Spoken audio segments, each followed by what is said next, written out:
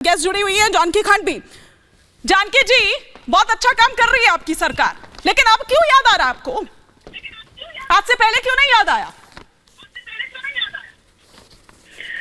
देखिए, हमारी सरकार जब से सत्ता में, हमारी पार्टी जब से सत्ता में आई है, तब से ही कुछ ना एक सामाजिक जो सुधार के लिए काम कर रही है। उन्हीं सुधारों में से एक ये भी स्टेप है जो एक चाइल्ड मैरिज रोकना, और ये NFHS का जो रिपोर्ट आया था, NFHS 5 का जो रिपोर्ट आया था, आंकड़ा आपने खुद ही बताया थोड़ी देर पहले।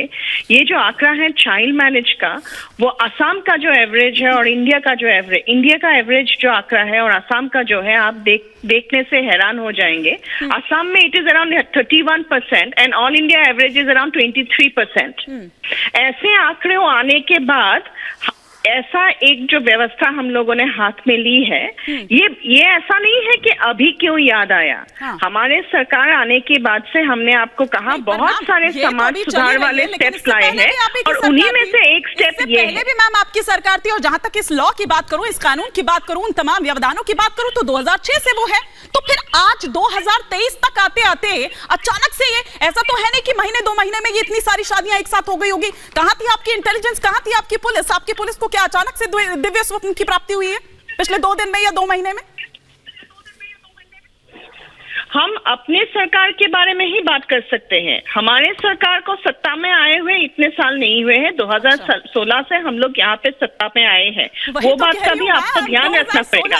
और जैसे मैंने आपको बताया, कह रही हूँ मैम, 2016 से आपकी सरकार है। मैंने कहा अभी तो है, इससे पहले भी 5 साल रही है ना आप। 2016 इसीलिए मैंने आपको मैंने एक बात दोहराया।